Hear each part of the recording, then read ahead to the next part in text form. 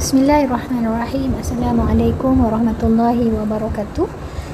Dalam video kali ini cikgu nak masuk bab 3, kelestarian alam sekitar, ya. Subtopik 3.1, kitaran hayat produk.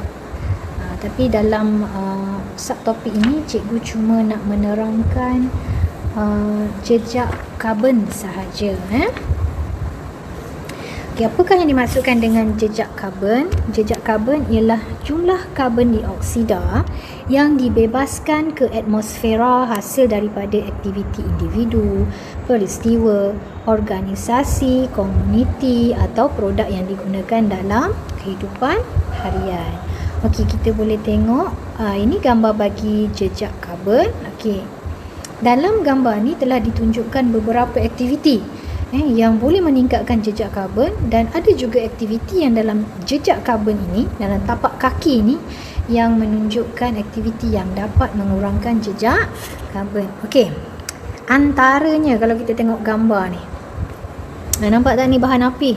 So yang boleh meningkatkan antara aktiviti yang boleh meningkatkan jejak karbon ialah pembakaran bahan api. Okey, lagi penggunaan tenaga elektrik.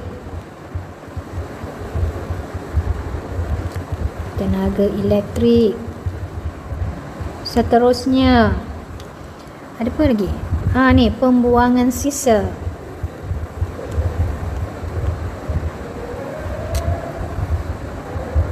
Okey, pembebasan gas rumah hijau. Ini antara aktiviti-aktiviti yang meningkatkan jejak karbon. Okey, dalam tapak kaki ni juga, apakah aktiviti yang dapat mengurangkan jejak karbon? Boleh kena pasti tak?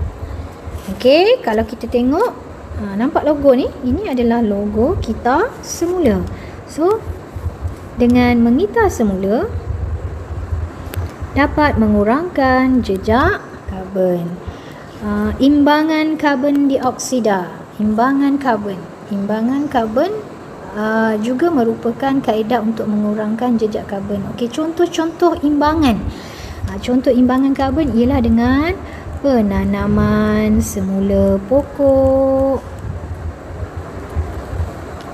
pengangkutan hijau. Ini dapat mengurangkan jejak karbon lah, pengangkutan hijau. Bahan binaan yang kurang membebaskan gas hijau, singki karbon. Ya, ini antara kaedah yang dapat mengurangkan jejak karbon. Seterusnya, pernah tengok label ni? Ini adalah label cekap tenaga. Label ni biasanya terdapat pada alat elektrik. Dia tak terdapat pada pembungkus makanan ke, ya? Biasanya label ini terdapat pada alat elektrik, ya, dan mempunyai hubung kait dengan jejak karbon. Tengok dia tulis apa tu? Lebih banyak bintang, lebih jimat tenaga. So kalau kita tengok daripada label ni, ada 5 bintang kan? Ada 5 bintang, maka lebih jimat tenaga. Jadi kalau kita nak cari peralatan elektrik, carilah peralatan yang lebih banyak bintang. Okay, label yang mempunyai taraf 1 bintang menunjukkan bahan elektrik tersebut mempunyai kecekapan tenaga yang rendah, dan taraf 5 bintang menunjukkan barang tersebut mempunyai kecekapan tenaga yang paling tinggi. Kecekapan tenaga merujuk kepada penggunaan tenaga yang cermat, berhemat dan bijaksana. Sebagai pengguna, kita lah tu, amalan kecekapan tenaga boleh mengurangkan perbelanjaan, menjimatkan kos sara hidup dan mengelakkan pembaziran serta mengurangkan jejak karbon. Bahaya ke karbon ni sebenarnya? Jejak karbon ni bahaya ke sebenarnya gas karbon dioksida ni? Dia banyak memberi implikasi yang negatif. Sebagai contoh, akan berlaku pemanasan global, ya. Bila berlaku pemanasan global, suhu bumi meningkat. Bila suhu bumi meningkat, berlakulah kemarau. banjir besar, pencairan ais di kutub utara dan selatan. Sebab itu kita harus mencari pendekatan untuk mengurangkan jejak karbon. Kesian bumi dah tua kan. Okey, label jejak karbon juga terdapat pada suatu produk makanan. Contoh ini label pada produk makanan. Kat mana jejak karbon dia? Nampak tapak kaki ni? Tapak kaki ni merujuk kepada jejak karbon. Dia tulis apa tu?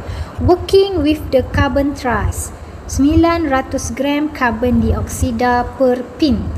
Maksudnya dia karbon daripada 500 ml susu ni telah menghasilkan 900 gram karbon. 900 gram karbon dioksida telah dibebaskan. Cikgu ulang semula. Daripada 500 gram ataupun 500 ml susu ni tadi telah membebaskan sebanyak 900 gram karbon dioksida. Jadi nak cerita produk ni dia karbon, penghilang ni karbon, dia sangat committed untuk mengurangkan jejak karbon ini, ya. Maka dia minta pengguna untuk recycle botol ni. Dengan mengira semula botol ni dapat mengurangkan 40 gram jejak karbon. Faham tak cikgu cerita ni? Tak banyak yang ada kan pada produk makanan, tapi susu ni ada. Ya, produk susu ni ada menceritakan tentang prihatinnya penghilang ini untuk mengurangkan jejak karbon. Okey, kita tengok graf. Graf di bawah menunjukkan jumlah karbon dioksida yang dibebaskan daripada makanan. Kita tengok daripada tomato, brokoli, fruit sehinggalah ke mutton. Ya. Kambing biri-biri, daging kambing. Nampak semakin tinggi graf tersebut menunjukkan bahawa lagi banyaklah jejak karbon ataupun jumlah karbon dioksida yang dibebaskan. Apakah yang menunjukkan jumlah pembebasan karbon dioksida paling tinggi? Of course lah ni, mutton lah, ya, ataupun kambing, daging kambing. Tomato menunjukkan pembebasan karbon dioksida paling sedikit. Ini adalah kerana penghasilan okey. Tomato menunjukkan pembebasan karbon dioksida paling sedikit. Okey, kenapa mutton tu paling tinggi? Membebaskan gas karbon dioksida paling tinggi sebab penghasilan daging memerlukan proses yang lama berbanding sayuran. Contoh kalau sayur kan. Sayur kita tanam dia, nak tunggu dia matang, boleh dimakan dalam sekitar 1-2 bulan saja. Tapi kambing ni memakan masa yang lama, makan tahun untuk baru kita boleh makan. Jadi lagi panjang masa yang diambil, lagi banyak jumlah pembebasan karbon dioksida yang dihasilkan. Boleh? Baiklah, seterusnya cikgu nak ajak kamu mengira jejak karbon. Ya, mengira jejak karbon bagi lampu berfilamen dengan lampu LED. Kita bandingkan. Kita kira dulu, kita banding, lepas tu kita tengok mana yang lebih jimat. Okey, andaikan lampu LED ni kuasa dia adalah 9 watt. Jadi kita kena tukar dulu kepada kilowatt. Macam mana caranya? 9 bahagi 1000. Maka dapatlah 0.009. Okey, lepas itu nak buat apa? Kita darabkan kilowatt ni tadi, kita darabkan dengan penggunaan 1 hari. 0.009 kita kalikan dengan 5 jam sehari, kita akan dapat 0.045 kilowatt jam. Okey, ni unit dia lah. Jadi bagaimana kita nak cari jumlah jejak karbon yang dibebaskan? Kita gunakan formula X dalam unit kilowatt jam. Kita bahagikan dengan 50 kilowatt jam darab dengan 39. Formula ni ada dalam buku teks. Ya, X tu apa? Inilah X. Okey. Hal ini tetap, hal ini tetap. Yang membezakan ni X sahaja. Okey, ni formula dia. So Cikgu akan tekan kalkulator. X tadi berapa? 0.045 bahagi dengan 50. Kemudian kita darabkan dengan 39. Maka jawapannya adalah 0.0351. Jadi oleh itu jejak karbon bagi lampu dalam lampu LED dalam sehari ialah 0.0351. Okey, ini bagi lampu LED. Okey, jom kita kira bagi lampu berfilamen. Okey, mula-mula dia bagi lampu berfilamen, kuasanya adalah 15 watt. Kita kena tukar kepada kilowatt. So 15 kita bahagikan dengan 1000, kita dapat 0.015. Kemudian kita darab dengan penggunaan sehari, ya, kita darabkan dengan jam, ya, selama penggunaan dalam satu hari. 0.015 kita darab dengan 5, maka kita dapatlah 0.075. Sampai sini boleh faham tak? Cikgu harap kamu boleh faham lah, ya. Okey, kemudian kita gunakan formula tadi. X per 50 kali 39. Ni formula dia. X ini adalah 0.075. Kita kalikan dengan 39 bahagi 50. Kita dapat 0.0585. Jadi jejak karbon bagi lampu dalam sehari adalah 0.0585. Okey, sekarang ni cuba tengok, cuba bandingkan antara jejak karbon lampu LED dengan jejak karbon lampu berfilamen. Yang mana lagi rendah jejak karbonnya? Nampak tak? 0.03 dengan 0.05. Mana lagi rendah? Lampu LED mempunyai jejak karbon yang lebih rendah berbanding lampu berfilamen. Makanya lampu LED lebih jimat tenaga dan lebih mesra alam. Boleh gitu? Okey, seterusnya kita tengok satu lagi contoh. Ini kita nak kira apa pula? Mesin basuh. Mesin basuh 5 bintang dengan mesin basuh 1 bintang. Kalau dah nampak bintang, kita tahulah memang dia jimat tenaga lah. Tapi mari cikgu saja nak bawa kamu cara nak mengira lah. Mula-mula kuasa ni dalam unit watt kita tukarkan kepada kilowatt. Jadi macam mana cara nak buat? 320 bahagi 1000. Nak tukar unit kena bahagikan dengan 1000, ya. Watt kepada kilowatt. So jawapan dia 0.32. Lepas itu kita darab dengan penggunaan sehari. 0.32 darab 2 jam. Dapat berapa? 0.64. Okey, lepas tu kita guna formula ni. Formula apa? Formula yang diberi X per 50 kali 39.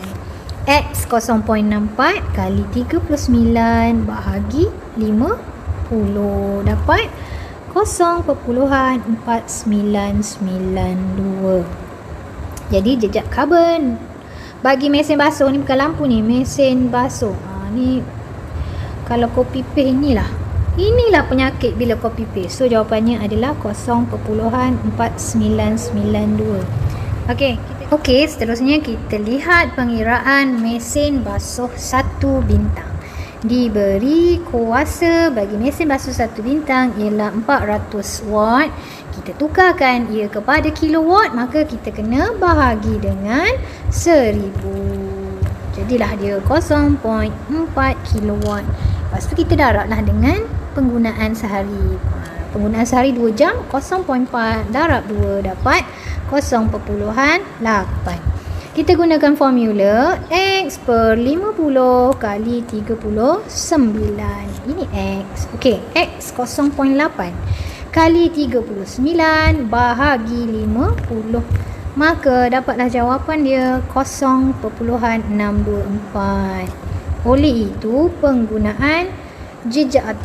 itu jejak karbon bagi mesin basuh dalam sehari ialah 0.624. Okey, cuba tengok. Mari kita buat perbandingan antara mesin basuh 5 bintang dengan mesin basuh 1 bintang, manakah yang lebih maknanya yang kurang membebaskan karbon dioksida? Pastilah 0.4992 kan, yang 5 bintang. Maka ia lebih mesra alam dan lebih jimat tenaga. Okey, boleh faham tak tentang pengiraan jejak karbon bagi peralatan elektrik?